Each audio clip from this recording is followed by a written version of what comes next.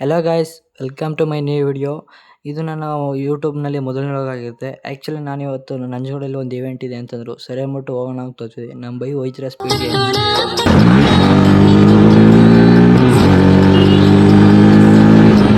ಹಂಗೆ ಹೋಗ್ತಿರ್ಬೇಕಾದ್ರೆ ಅಲ್ಲಿ ಮೈನ್ ರೋಡಲ್ಲಿ ಪೊಲೀಸ್ ಇರ್ತಾರೆ ಅಂತಂದರು. ಸರಿ ಅಂದ್ಬಿಟ್ಟು ನಾವು ಈ ಕಡೆ ಹೋಗ್ತೀವಿ.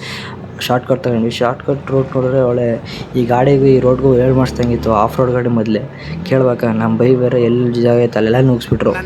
ಅದಕ್ಕೆ ನೋಡ್ತಾ ಇರಿ ಸರ್, ನಿಮ್ನ ಚೆನ್ನಾಗಿ ಹೋಗ್ತೀನಿ, ಜೇನ್ ಹಿಡ್ದಂಗೆ ಹಿಂಡಿ ಬಿಡ್ತೀನಿ.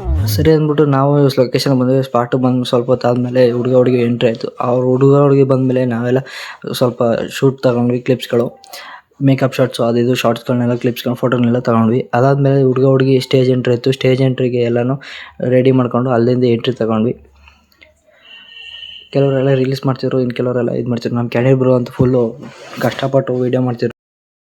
ಅದಾದಮೇಲೆ ಸ್ಟೇಜಿಗೆ ಕರಿತಿದ್ವಿ. ಸ್ಟೇಜಲ್ಲಿ ಫಾಗ್ ಎಂಟ್ರಿ ನೋಡ್ಬಿಟ್ಟು ನಾವು ಎಲ್ಲರೂ ಫುಲ್ ಖುಷಿ ಆಗ್ಬಿಟ್ರು.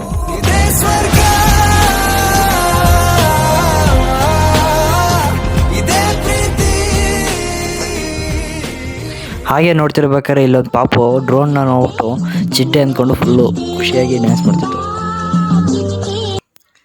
ಅದಾದಮೇಲೆ ಫ್ರೆಂಡ್ಸ್ ಹುಡುಗಿಗೆ ಒಂದೆರಡು ಸ್ಟೆಪ್ ಹಾಕ್ಸೋಣ ಅಂದ್ಬಿಟ್ಟು ಒಂದೆರಡು ಸಾಂಗ್ಗೆ ಇದು ಮಾಡಿಸಿದ್ವಿ, ಡ್ಯಾನ್ಸ್ ಮಾಡಿಸಿದ್ವಿ. ವೀಡಿಯೋಗೆ ಚೆನ್ನಾಗಿತ್ತು.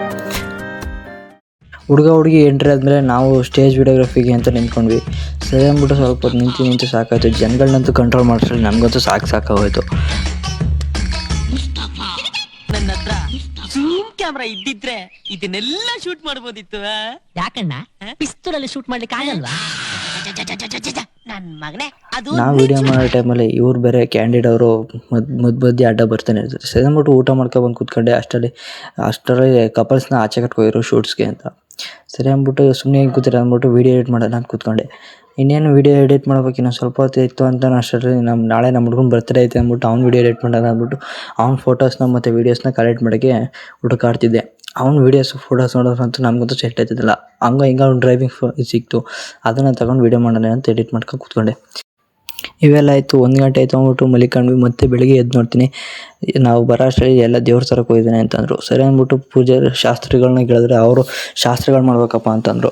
ಪುರೋಹಿತರನ್ನು ಹೇಳಿದ್ ನೋಡ್ಬಿಟ್ಟು ನಾವು ಸಾಕಾಗ್ಬಿಟ್ಟು ಸರಿ ಅಂದ್ಬಿಟ್ಟು ನಾವು LED ಅವ್ರ ಜೊತೆ ಮಾತಾಡ್ತಾ ಕೂತ್ಕೊಂಡ್ವಿ. ಇನ್ನೇನು ಸ್ವಲ್ಪ ಹೊತ್ತು ಅಂತಂದರು. ಸರಿ ಅಂದ್ಬಿಟ್ಟು ನಾವು ಅಲ್ಲೇ ಕೂತಿದ್ವಿ. ಹುಡುಗಿ ಬಂದ ತಕ್ಷಣ ಎಲ್ಲ ಶಾಸ್ತ್ರಗಳು ಮಾಡಿದ್ರು. ಆಮೇಲೆ ತಾಳಿ ಕಟ್ಸಿದ್ರು. ಅದನ್ನು ನಮ್ಮ ಸೀನಿಯರ್ ಕ್ಯಾಪ್ಚರ್ ಮಾಡಿದ್ರು. ಅವರು ಆದಮೇಲೆ ದಾರ ಮುಹೂರ್ತನೆಲ್ಲ ನಾವು ಕ್ಯಾಪ್ಚರ್ ಮಾಡ್ಕೊಂಡು ಕೂತ್ಕೊಂಡ್ವಿ. ಇಲ್ಲಿ ನಮ್ಮ ಬೈ ಕೂತಿದ್ರು ಪಕ್ಕದಲ್ಲಿ ಸ್ಟಿಲ್ಲು.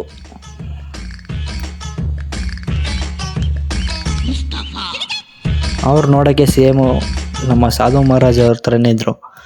ಸರಿ ಅಂದ್ಬಿಟ್ಟು ನಾವಿಲ್ಲಿ ಎಲ್ಲ ಈವೆಂಟ್ ಎಲ್ಲ ಮುಗೀತು ಅಂದ್ಬಿಟ್ಟು ಎಲ್ಲ ಹೊರಡೋಕ್ಕೆ ಎಲ್ಲನೂ ಪ್ಯಾಕ್ ಮಾಡ್ಕೊಂಡು ನಿಂತಿದ್ವಿ. ಸರಿ ಅಂದ್ಬಿಟ್ಟು ಹೊರಟ್ವಿ. ಟೈಮ್ ಆಗಿತ್ತು ಆಲ್ರೆಡಿ. ಊಟ ಎಲ್ಲ ಮಾಡ್ಕೊಂಡು ಹೊರಡ್ತಿರ್ಬೇಕಾದ್ರೆ ನಮ್ಮ ಡ್ರೋನ್ ಪೈಲಟ್ ಅವರು ಓಮಿನಿ ಡ್ರೈವಿಂಗ್ ಮಾಡ್ಕೊಂಡು ಬಂದಿದ್ರು. ಏನು ಕೋ ಇನ್ಸಿಡೆಂಟ್ಸಾ ಇಲ್ಲ ಕಥೆಯಲ್ಲೇ ಏನಾದ್ರು ಟ್ವಿಸ್ಟ್ ಇದೆಯಾ? ಏನಾದ್ರೂ ಇರಲಿ, ನಮ್ಗೆ ಯಾಕೆ ತಗೋ ಫೈಲ್ ಮಾಡು.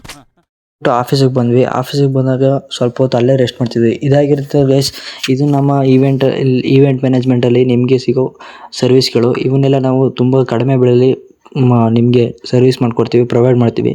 ಸೊ ಗೈಸ್, ಹಂಗೆ ಸ್ವಲ್ಪ ಹೊತ್ತು ಆದಮೇಲೆ ಅಲ್ಲೇ ಇದ್ದು ಆಮೇಲೆ ಬಂದು ಮನೆಗೆ ಬಂದು ಫ್ರೆಶ್ ಅಪ್ ಆದೆ. ಸೊ ಗೈಸ್, ಇದಾಗಿತ್ತು ಇವತ್ತಿನ ವ್ಲಾಗ್. ಸೊ ಇದು ನಿಮಗೆ ಇಷ್ಟ ಆಗಿದ್ರೆ ಲೈಕ್ ಮಾಡಿ, ಶೇರ್ ಮಾಡಿ, ಕಮೆಂಟ್ ಮಾಡಿ ಅಂತ ಕೇಳ್ಕೊತಾ ಸಬ್ಸ್ಕ್ರೈಬ್ ಮಾಡ್ಕೊಳ್ಳಿ ಗೈಸ್, ಮಿಸ್ ಮಾಡಬೇಡಿ.